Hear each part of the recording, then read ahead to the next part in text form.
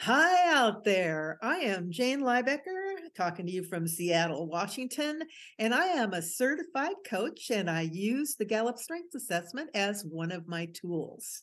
And here with us today are I am Annetta Fields, and I am so excited to be joining you from the wonderful state of Maryland.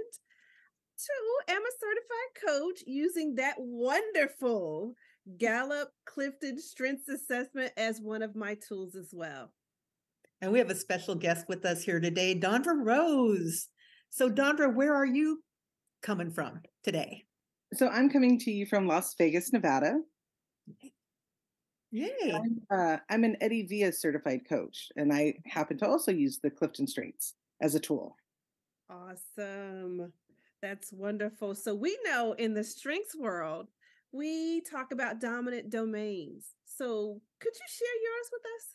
Oh, I'd love to. So my dominant domain, I have 6 strategic thinking, and I have 3 relationship building. Wow, a lot of head knowledge. Yes, indeed. So, how did you learn about strength? So in my case, I went through the Eddie Villa certified program. So the way that it first came about is somebody mentioned his name to me, and then I YouTubed him and watched everything I could about him, and became just so curious about the actual strengths assessment. So I had it done. I think I had it done. I know I got it back on St. Patrick's Day last year. Nice. I love that. And so, how did it feel for you to learn about your strengths? Ooh, it was heavy. I think for some people, you get it back and you go, "Whoa, I didn't know this about me." So the reason I remember it was St. Patty's is because it all showed up green, right? And I was like, "What does that mean?" And so for a living, I'm an international flight attendant. I have been since I was 20 years old. So I have a very bubbly, happy-go-lucky career. I bebop all around the world. I'm like a butterfly. So when I got it and I saw like this heavy, heavy, heady strategic thinking, and really, I have one influencing in my top 10. I thought first, I thought, really? And then I read it. I read what Gallup says this means, and I cried. I thought, oh my God, for the first time in my life, somebody understands who I really am. Because I walk around trying to tell people all the time, no, I'm not really that bubbly. I'm not like, I go on my trips and I like go to museums alone.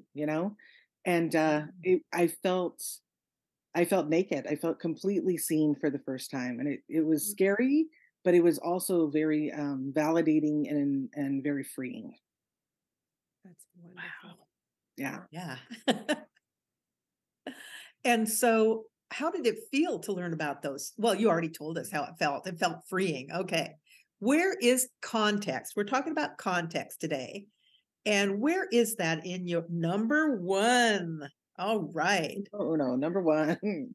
Wow, that's impressive. So, before we start digging into it a little bit more, for those who may not understand what context is, I'm going to give the Gallup explanation, not the whole thing, but just some key words. Enjoys thinking about the past, understands the present by researching its history. And so some of the other descriptions are robust historical frame of reference, learns lessons from the past, leverages knowledge of the past.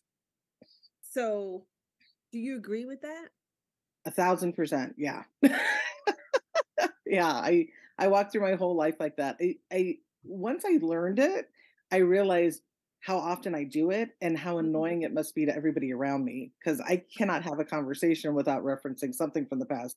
I can't watch a TV show. I can't even see a commercial on TV without going, you know where that really comes from, right? Yeah, that's 1,000% true. I live in the past. What's your number five strength, Dondra? Because we know that's a very powerful strength. What's five? Strategic. Strategic. Wow. Ooh, Mm. strategic and context. Wow. Mhm.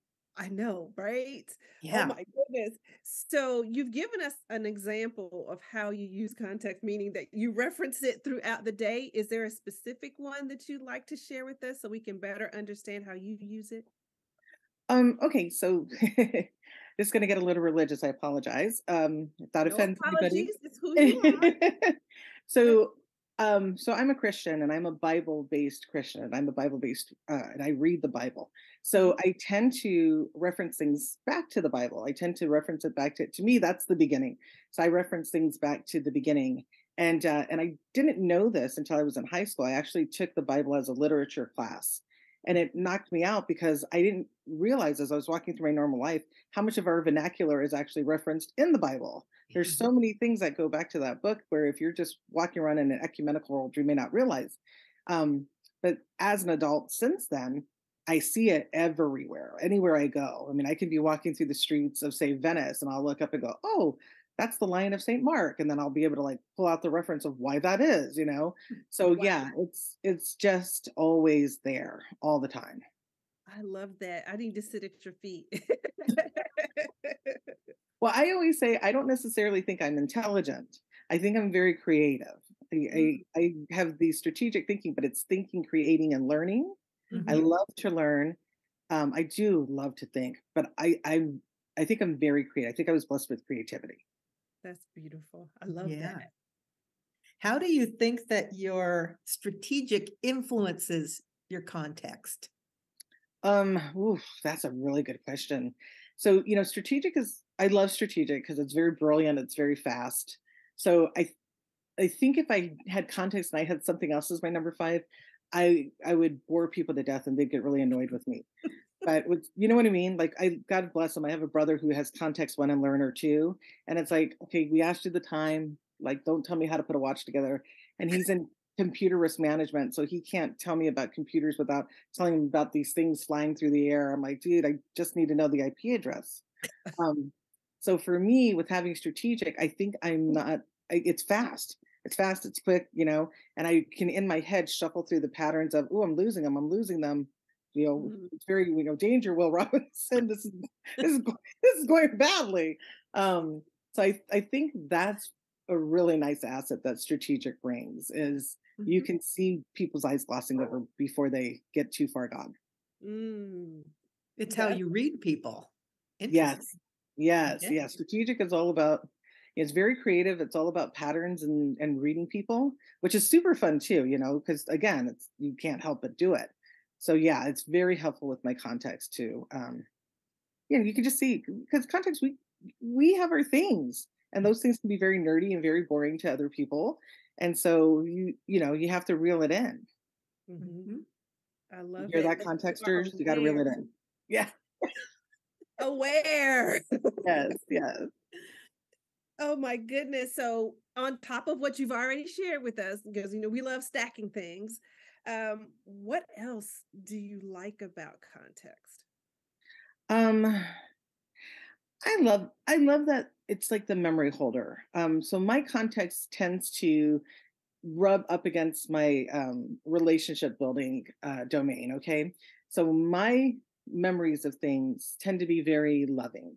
They tend to be very warm. I mean, I definitely can see things for what they were, but when I pull on, I'm very nostalgic. Yeah, I'm from Hawaii. I grew up in Hawaii. My thoughts of Hawaii are always beautiful. They're never that it was incredibly hot and we didn't have an air condition. They're never that. They're never that. They're never that the ground is full of red dirt and so your clothes get covered in dirt and your feet are always red. And it's never that. It's always very nostalgic and very yummy. And I Mhm. love that about my context too. I love that I can remember the good and bask in the good, the glorious versus I'm not down all the time. I'll say that, for somebody who's super heady and I don't have positivity, um, I'm very grateful, you know? Mm, Yeah. I like that. So, Dondra, what would you say to somebody who's sitting on the fence about taking the Gallup Strengths Assessment? Oh God. Do it. Oh my God. It's crazy. It's so I wish I had done this sooner. I Mhm. wish I wish I had the knowledge and the like joie de vivre that I have today when I was in my 20s. I cannot imagine because I look at who I was a year ago. And Mhm. a year ago when I took that assessment, I had no idea that who I would become like inside my self assurance, my self confidence, my self worth, my ability to believe in abundance and creativity. I didn't realize how far I would come in just a year. It hasn't been that long, God, if I could have had that in my 20s, I cannot imagine where I'd be today in my 50s. You know, it's like, do it. If not for any other reason, do it because it's a gift that you give to yourself. Yeah. Mhm. And again, because I am a Christian, to me, when I explain this to people, I say, to me, God knows every hair on your head. And Mhm. God created you with this top 10 and these Yes. 34 Yep. so that you could walk through your whole life knowing that you are so loved and you are so blessed. And I call this is my roadmap to know what I'm Mhm. supposed to do, to help me find my purpose, to help me find my calling, and most importantly, to remember who I belong to and Mhm. how to get home. That's the Yeah. goal. To me, that's the goal on this planet is to Yeah. eventually get home to God. Yeah. And this is my roadmap. This is what keeps me joyful.